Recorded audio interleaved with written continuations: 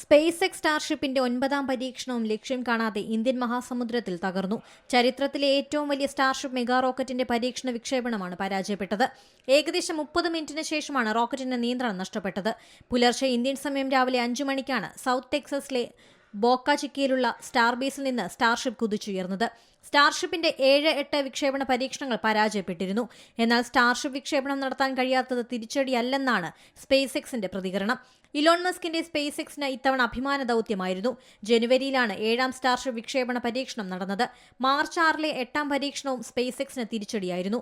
March 6-ന് നടന്ന 8ാം പരീക്ഷണത്തിൽ Starship അഗ്നിഗോളമായതോടെ സമീപത്തെ 4 വിമാനത്താവളങ്ങളുടെ പ്രവർത്തനം നിർത്തിവെച്ചു. 240 വിമാന സർവീസുകളെയാണ് അത് ബാധിച്ചത്.